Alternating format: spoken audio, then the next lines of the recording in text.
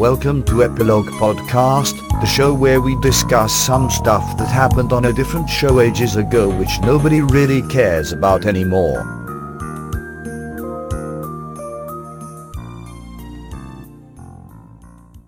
Hi, I'm Portponky. And I'm LeBloc. Today, we're discussing Farscape, Season 3, Episode 22, Dog with Two Bones. And this is the season finale. John feels severe isolation at the parting of his friends and the incompatibility of his hopes and dreams. Oh, it sounds so sad. Summed up like that. It is a sad episode. Yeah, it is. That's fair. So that makes sense. Going into this one, I didn't know what to expect after the spectacular episode we just had, which would have functioned as a normal TV show's season finale. So I didn't know what to expect going into this, and I like what they did here. It's really a quiet finale in ways, but then some huge things happen, but not action-wise. It was a good choice. It has some action stuff which finishes off about halfway through. It's certainly a strange ending to this season, but a fitting one. It's in the right kind of tone, e.g. super down. And a cliffhanger. Yeah, quite a cliffhanger. I guess. Obviously, he's not going to die, but then I don't know how he could use his wits to get out of that. So I'm assuming something comes out of nowhere and saves him. He's low on fuel in his little dinky ship. Yeah, and he's in the middle of absolutely nowhere. So it would be cool if he got picked up by someone terrible, like Scorpius. I'm still not convinced he's dead. Why would Scorpius be out there picking John up? And neither is John. He shows up in his visions. Yeah. Dying is not really Scorpius's strong suit. Why would Scorpius be out there in the middle of nowhere picking up John? For fun. He has to find a way to kill time. Wouldn't it feel cheap if he just got picked up by someone? Of course it would, but I don't see what his options are. I don't want him to be picked up by someone who would help him out, is the thing. Well, knowing this show, that doesn't seem likely. Right.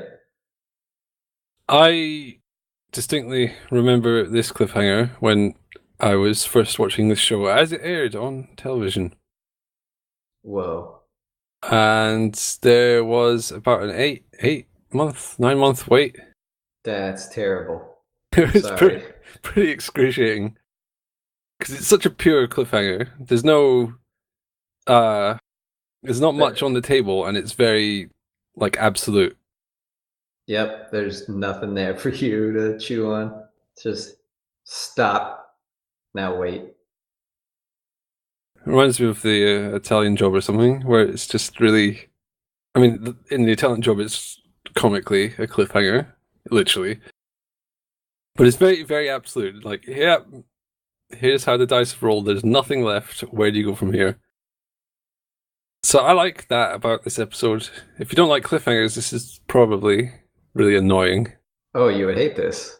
You have the cliffhanger and then the to be continued text. Yeah, it was just a really brutal cliffhanger. Probably, I think, the worst one. Or I say worst as if it's bad, but in season 1, they were in space and there was a bunch going on. In season 2, John was halfway through brain surgery. Both of those have kind of, there's options.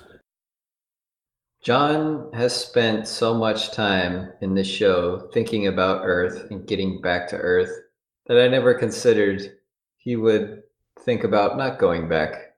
And that's part of the reason I really like this episode, how he had these ideas, and he realizes they're incompatible.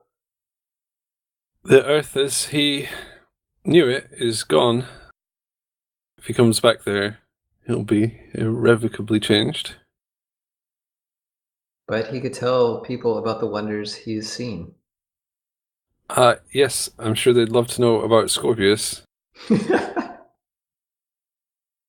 Another reason I like this episode a lot is that they chose kind of a mundane task as the main plot thread, that they're just going to drop off Talon's remains. That seems like a C plot in a normal episode, not the main thing that they're trying to accomplish. But it's good here because it emphasizes these characters have nothing keeping them together anymore. It's just this one last thing, and it's really just out of respect for Talon, whatever. But they are free to separate. There's nothing holding them together. I think the A plot is really just John being stuck, and he's really stuck. So having just this weird C plot with the crazy Leviathan kind of highlights how stuck John is, because it's almost like meaningless action to him. Yeah, it doesn't really register for him. When they fire Lolan's weapons and destroy the Leviathan, and they're all quite surprised that Dargo's little ship has substantial power, it's John that quips, "Oh yeah, that's what's he says? Like, that's adequate," or something. I don't remember. Everyone else was stunned silent, but he just wisecracked about it. By the way, who is that old woman? I don't know, and they don't know. I was confused the whole time. They It's so seemed strange. too relaxed about it. But I guess they didn't care because they're all gonna part anyway. They thought, whatever, just one more person to ditch. Well, she says that she broke out of the command carrier prison. Sure, but none of them have memory of where she came from, really. She just jumped onto Moya and hung about. She seems Sorry. fine. Actually, I'll be honest, she doesn't seem fine. No. She seems a little bit off kilter, what with randomly drugging people and revealing deeply hidden secrets. I wouldn't trust her with my medication. Speaking of not trusting her, she said to John that Aaron is up the duff. With child. Yeah, with child, she was a little less uncouth. Prego? Yeah, that's Italian for something. And okay, so if true, that's huge for John.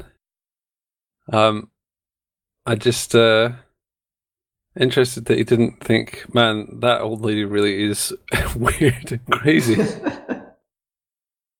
If not true, that's a weird lie. Why would she do that? Well, she did drug him without his consent. But she thought it would help him. Sure, it doesn't make her reliable. Maybe telling her stuff about, maybe her telling him stuff about babies is her trying to help him. Oh, yeah, I can see that. In a way to make him chase Aaron. Let me feed you this lie. It's probably still better to confirm, to give Aaron a little ring on the phone and say, by the way, That's not a what if that you want to leave unexplored. At least John wouldn't. he has nothing in this galaxy. He has his ship. Oh, his little dinky pod, his module, yeah, that's all he has now. He has his wit. Yes, and his charming good looks. He has Harvey. Wow, great. He He has his dreams of Earth. I really liked that bit when he talked about constantly dreaming of outer space and going to outer space. And then now that he's there, all he dreams about is Earth. It sounds a little meaningful, but the context demolishes that a little. Why? Well, because he didn't dream about being chased around the galaxy by maniacs and having his brain removed. But that's what outer space is. He just didn't realize it. So his first dreams of outer space were wrong then? Yeah. I think it's more... It sounds more meaningful than it is. Yeah, I'm realizing that now. Thanks. On the other hand... ruined my dreams. Never meet your dreams. The parable of the dog with two bones, I really like. That's one of Aesop's fables. It works much better when they use real fables instead of making up stuff, like the wheel. Yeah, the wheel that turns around and then someone dies or something. I didn't really get that one. remember. Spent those whole episodes expecting him to say, yeah, my grandma was quite kind of... Insane. She had serious dementia when she came up with this. We kept it alive, the saying, because we felt bad, but it makes no sense, and she's crazy. The dog with two bones, though, that is... It's a really nice way to frame the whole episode. I really like it. I really like the bit where he's telling the old woman about it. I like that he had to explain what a dog is. That was good. Yeah, the show always keeps you on your toes. They must have someone who just went through the scripts and said, yeah, well, that's an Earth thing. They wouldn't know. Because they're so careful with it. But even if they didn't here, I would let that one slide, because if I said dog, if the translator microbes were smart enough, they would realize, okay, pet companion. It would translate that way or something. Yeah. I guess she's from a world without pets. Okay. He did say animal first. Oh, a dog is not necessarily a pet. While they are careful with that stuff, they do something that's a little annoying, and it showed up here. Deliberate alliteration through people who would be translated. So Rigel says, my shiny tiny hiney or something like that. And that could happen by chance, obviously, but it happens more. It seems like it happens more often than it would randomly. It's a bizarre thing to happen by chance. Why would he say, you can, I can't remember the phrasing, but bite my small reflective bottom? That wouldn't make sense. Maybe the translator microbes are biased towards alliteration. They just really like it, so they insert it when they can. Maybe they do have some editorial control. They would have to, right? They can't be one-to-one. That doesn't work. Not even in human languages. I guess John's translator microbes have a sense of humor. I really like this idea, so I'm going to believe it. There's something weird about this episode. Now that you mentioned weird things, something that was weird to me is that in his imagination, he's helping Aaron try on the dresses, giving his opinions and stuff. Yeah. A groom doesn't do that. She doesn't know that. But it's his imagination. And he imagined an overly rude cashier who that was weird. Couldn't understand an almost correct pronunciation in a context where there's pretty much about one thing it could possibly be. If she said it without the credit card showing, I could see be confused. Yeah. But she's handing you a credit card, says something that rhymes with charge. Come on. And then she said, is she from Bosnia? Yes. What? Bosnia. Don't just start guessing random Eastern European countries. And Erin is disappointed to be mislabeled as Bosnian. She really dislikes Bosnians. The rude cashier, though, that's John's realization that it won't work. That's that idea manifesting itself. He's trying to have a pleasant vision, but then other parts of his brain know it doesn't work and insert these problems. Like Chiana sleeping with his dad. I don't see how that's a problem. It's not really, but it was for John. That was awkward for him, I guess. He imagined Scorpius killing everyone at his wedding. Except him, because they're buddies. It's probably a lot worse if everyone else gets shot. Well, I mean, that's definitely worse.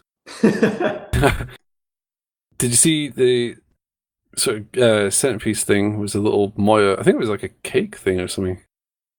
I saw it, but I didn't know what it was. I think, wasn't it around the presents? I didn't Oh, it might have understand. been. It got blown to bits and pieces. It did. Also, Pilot was there. I like that Pilot was there. I think he was at the bar. Some trivia relating to that. They had to move the Pilot puppet up 2 flights of stairs to the wedding room. Oh, man.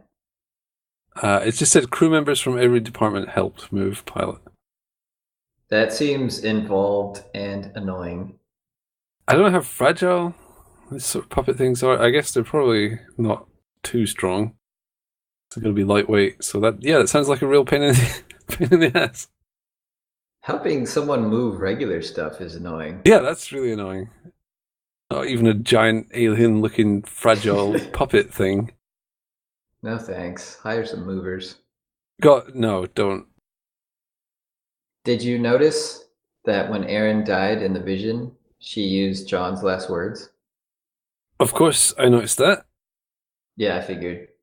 Because you've seen this. It's in the trivia on the wiki, but it's really noticeable. Yeah, I think they want you to notice that. It's a bit weird because John doesn't know that John used those words, or maybe he's been told. See, I thought about that.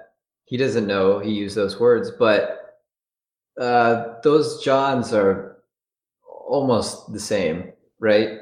So Yeah. their thought patterns would be remarkably similar. So his idea of, oh, what are some good parting words right before a death? That's still going to be the same. He decided earlier in his life, it's really cool last words. For me or my loved one. Just for anyone, yeah. Here's a top tip. Try and make those your last words. Okay, I will. There's another trivia that I did not notice, but it's kind of interesting. Erin's wedding dress is the same dress as worn by Princess Cotrella in Look at the Princess, when John got turned into a statue and all that. I did not notice that. Good. That would have been a little bit creepy to me. It's just a dress. It's a really plain dress. Yeah, There's nothing special about it. Kind of reminds me that, yeah, John kind of married someone and ran away already once. Kind of forgot. He's just annoyed in this episode because he never got a wedding this season. It's broken his wedding streak. Do you have a quote from this episode? I do, and it's from the lady whose name I don't know. Her name is not mentioned in this episode. Oh, okay. So I have an excuse this Old time. woman is how she's credited. The lies that spew outward do much less damage than the ones that stay hidden. I'm not sure that's true. Maybe to the person, but spewing lies everywhere can do a lot of really serious damage to society. I took it as specifically individually. The lies that you tell yourself are super damaging to your own well-being. That I would be more inclined to agree with. And that's how I interpreted it. I'm just being pedantic. I didn't even consider it the way you said, but it is open-ended. She didn't specify.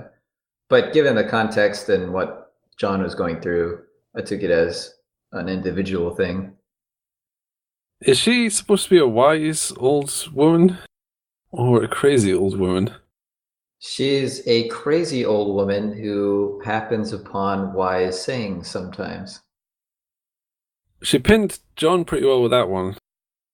I mean, yeah, he's wrecked because he can't live his life anymore. And he was lying to himself that it would all sort out. There were a few quotes that I thought you might have picked instead of that one. I was surprised. Revenge is a feast best served immediately. That was not on my shortlist. Oh, But when he's arguing with Erin, and she says his kiss tastes like yesterday, he says, "Who can compete with that? I'm so much better off dead." I felt it was quite a kick to the guts. I think that went by too fast for me to realize what was being said, to realize the weight of it. It's pretty harsh, but I will criticize that scene for being overly purple prose.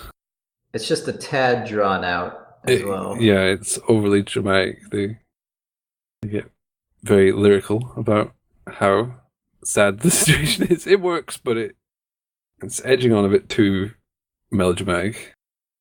He storms away, but then that's not the end of it. It was a little overdone. They've been working all season for this. Let them have their fun. The other one that stuck with me for a good 9 months was John saying, "You have got to be kidding me." It's actually, there's a TV tropes page called "You Have Got to Be Kidding Me," and it mentions Farscape, but it doesn't mention this episode. Oh, that's odd. It mentions some other random episode where he said it. Okay. Yeah, I don't understand. This seems like the pinnacle of "you have got to be kidding me." It's pretty much what the phrase is for. Like this kind of just completely out of left field, turning everything upside down situation. As this was the last episode in the season, we should do a season wrap up. So a few changes. Obviously, the show said bye-bye to Virginia Hay as Zan. So, yeah, bye. Bye. Said bye to Ben Browder, although he's still on the show. And said bye to Lani Tupu as Grace, although he is also still on the show. Something I've never mentioned, and I was going to see if you ever worked out. Wait, what? Yeah, Lani Tupu, who plays Grace, is still on the show. I don't understand. He voices a character on the show. Who? A character that's on the show all the time. He doesn't voice Pilot, does he? Yeah, he does. It sounds nothing like him. I know, it's so weird. What? This is very strange. Yeah, Lani Tupu plays Grace and Pilot, so he's still with the show. How does he do that voice? I don't know. Oh, Yeah, wow. even when I'm watching the show, sometimes I think that's Grace, but it's like, no, that's not. Pilot's voice is heavily modulated, though. Okay, that makes me feel a little better. I feel like I'm pretty good at that too. I know, no, it's impossible. Voices. It is madness. It is really Lani Tupu as Pilot and Grace. I didn't mention it up until now because I was waiting for Grace to peg it so I could introduce it in this way. I want to make him my MVP now because I never realized that. Well, let's move on to. Should we do MVP first? Yeah, you don't need to. Because I did that segue. You don't need to make Grace your MVP because that's who I wrote down. Ah, nice. I figured you probably wouldn't have. I almost did. He's really good this season. In season 1, he was painfully generic and got a good scrubbing down in season 2, and here he actually gets quite a few chances to shine. And eventually, quite literally. So that's why I picked him as MVP. Plus, he was pivotal in the whole plot split thing. Oh, right. Chris and Talon were the sort of bad choice. The high tension plot line for the pegging it, John. I don't know what I'm talking about now. Who did you choose as MVP? I chose John's. That's a fair choice. I couldn't remember if I picked him before. I figure this is a really good season to pick him because there were two of him. One of him died, and it felt like a big deal. It didn't feel like a clone dying. They did a good job differentiating them, having them develop differently, even in the short time. It didn't feel cheap. It was really entertaining to watch. They avoided the cliched ideas that immediately pop into mind with twin stuff or clones, whatever. It was good stuff. I really liked it. It's there's quite a lot of variety put on Ben Browder. Had to approach one character in a bunch of different directions this season. He got thrown quite a lot of complicated character changes. Yeah, I didn't even bring up that stuff. I just went with the twin stuff. But overall, yeah, there's a lot there for Ben Browder to handle. What about LVP, least valuable player? Who sucked? I didn't pick one. I didn't know we were doing LVP. Oh, okay. Yeah, I just wrote down that Rigel and Stark were sidelined from this entire season, apart from a couple bits where Rigel was okay. Stark really didn't do anything, and then Rigel was mostly annoying, but had a few good one-liners. Stark had so much cool stuff in season 1 and 2. Season 3, he's mostly just sad and kind of pervy and annoying. Yeah. Let's jump on to the worst episodes. What sucked this season? Who wants to go first? I do, but on you go. As you said when we did this episode, you liked it. My pick is Scratch and Sniff. I hated that episode so much. I love that one. I never want to see it again. If I were rewatching Farscape, I would probably skip it. It's one of the episodes that I have on occasion picked out just to rewatch. Just cool. It's just stupid and cool. But if you don't find it cool, it's just stupid. Yeah. What about you? Meltdown. What on earth? That was just a bad episode. It's the one where they're floating into the sun, except kind of not really, and then Stark goes into a thing in Talon and speaks to an angel. Blah, blah, blah, blah. It lacked the impact of other episodes on Talon that covered similar things, and it was just had no real tension. It took the idea of falling into a star and did nothing with it. Such a shame. Yeah, I think, again, it's one where it has more potential, but it fails to live up to it. What was your favoritist, bestest episode? Okay, my favoritist, best episode is an obvious choice, but I love it, so I'm going to pick it anyway. And that's the two-parter Into the Lion's Den. It's everything I want out of Farscape. It's so great. You have the crew members boarding this giant command carrier, have secret plans to destroy research. Scorpius is annoyed. He knows where Earth is. Talon starburst into oblivion. It's so great. I love it. It's fantastic. The whole show has been building up to this for ages, and it's always at its best when John is going toe to toe with Scorpius. The culmination of so much on the show. Yeah.